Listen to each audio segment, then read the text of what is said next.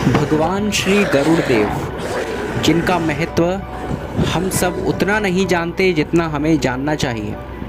भगवान विष्णु के मुख्य पार्षदों में से सबसे प्रमुख हैं महाबली गरुड़ देव। गरुड़ देव कोई आम पक्षी नहीं बल्कि पक्षी राज हैं, या यूँ कहें कि स्वयं ही हरि रूप हैं। मैं अतिशयोक्ति नहीं कर रहा बल्कि शास्त्र के वचन कह रहा हूँ। नमस्कार दोस्तों, YouTube चैनल जीवन मंथन में आपका स्वागत है और इस वीडियो में हम जानेंगे गरुड़ देव के बारे में। गरुड़ देव भगवान विष्णु के वाहन हैं। गरुड़ देव स्वयं परब्रह्म स्वरूप हैं। कई शास्त्रों में इनको परब्रह्म का स्वरूप बताया गया है। गरुड़ पुराण में इनका विशेष महत्व बताया गया है।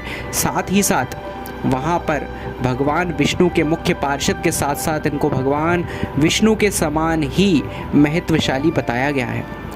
समस्त देवता गरुड़ देव के बल की थाह नहीं पा सकते।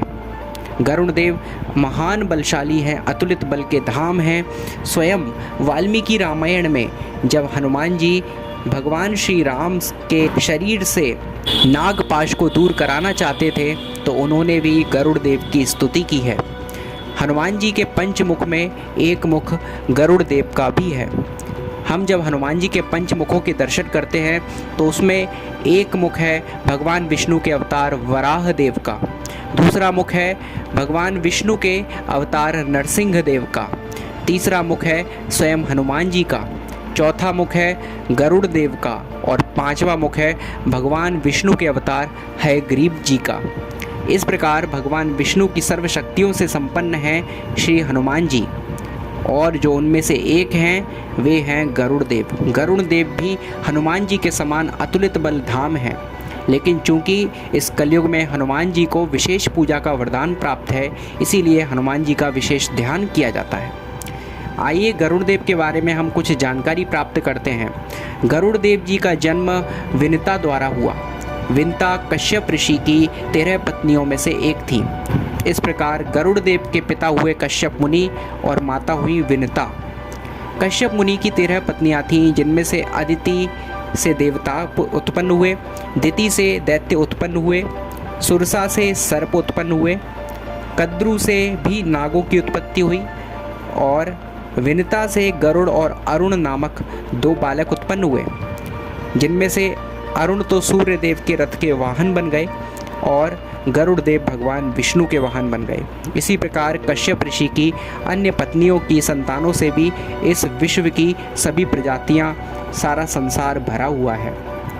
गरुड़ देव के बारे में यदि हम और जानकारी प्राप्त करें तो गरुड़ पुराण में स्वयं वेद व्यास जी लिखते हैं कि गरुड़ जी को आशीर्वाद देते हुए भगवान विष्णु कहते हैं कि आपको मेरी कृपा से मेरे महात्म्य को कहने वाली पुराण संहिता का प्रणयन करने की शक्ति प्राप्त होगी। आप अत्यंत शक्ति संपन्न होकर मेरे वाहन बनेंगे और विषयों के विनाश की शक्ति भी आपको प्राप्त होगी, और मेरा जैसा स्वरूप कहा गया है वैसा ही आप में भी प्रकट होगा और आपके द्वारा प्रणीत यह पुराण संहिता आपके गरुड़ नाम से लोक में प्रसिद्ध होगी। आगे गरुड़ पुराण में ही कहा गया है कि भगवान वासुदेव के अनुग्रह से इस गरुड़ महापुराण के उपदेष्टा रूप में श्री गरुड़ सब प्रकार से अत्यंत सामर्थ्यवान हो गए और उसी के प्रभाव से उन्हीं के वाहन बनकर वे सृष्टि, स्थिति तथा प्रलय के कारण भी बन गए। यानी भगवान गरुड़ देव को इस संसार की सृष्टि, स्थिति और प्रलय का कारण बताया गया है। देवों को जीतकर अपनी माता को दास्ता से मुक्त कराने के लिए अमृत प्राप्त करने में भी उन्होंने सफलता प्राप्त की, यानी उन्होंने समस्त देवताओं को जीत लिया था। इसीलिए मैंने कहा कि गरुड़ देव का महात्म्य कहने में देवता भी समर्थ नहीं है उनके बल का सामना करने में।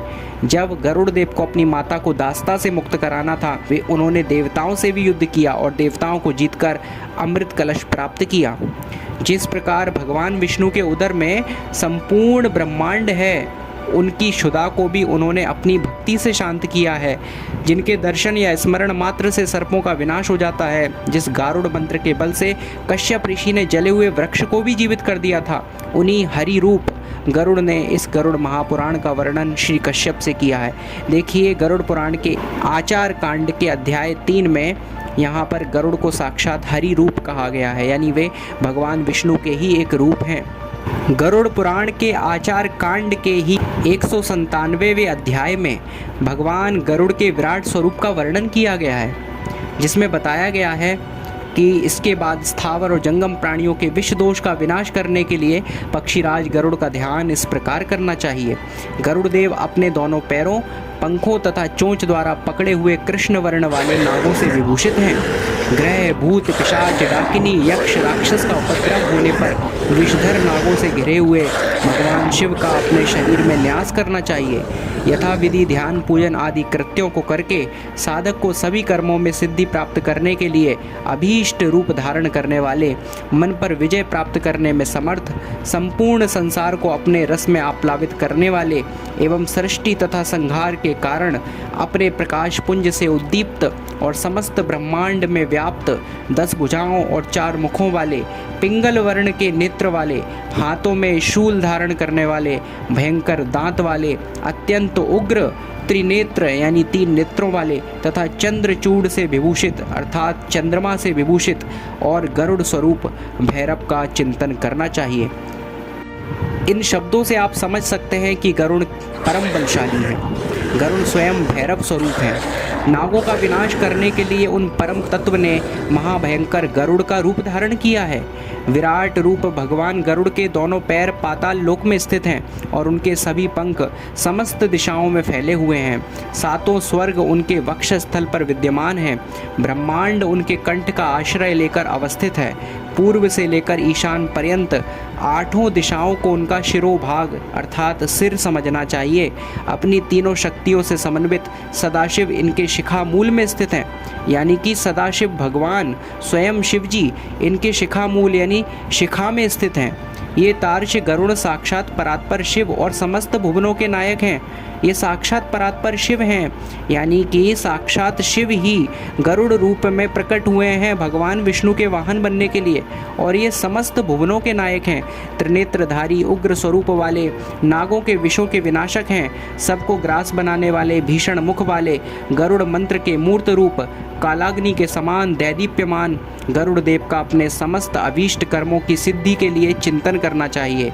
जो मनुष्य न्यास ध्यान की विधि संपन्न करके इन देव की पूजा करता है उसका सब कुछ सिद्ध हो जाता है तथा वह स्वयं गरुड़ देव की शक्ति से संपन्न हो जाता है।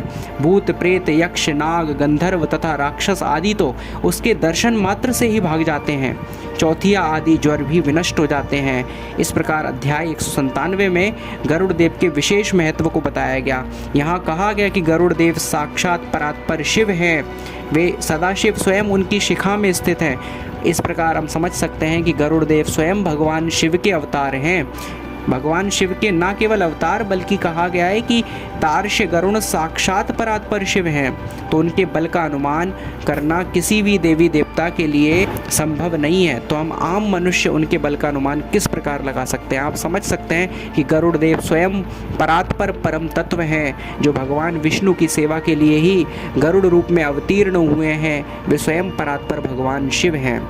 आप समझ सकते हैं कि कोई भी देवता उनके बल का आकलन नहीं कर सकता, क्योंकि वे स्वयं भगवान शिव हैं। इस प्रकार आप सभी को भगवान गरुड़ देव का महत्व पता चला होगा कि गरुड़ देव साक्षात कौन है। बहुत बहुत धन्यवाद। ऐसी ही जानकारियों के लिए चैनल को सब्सक्राइब कीजिए। Thank you so much. बहुत बहुत धन्यवाद। बेल आइकन प्रेस कर दीजिए और चैनल को सब्सक्राइब भी कर दीजिए।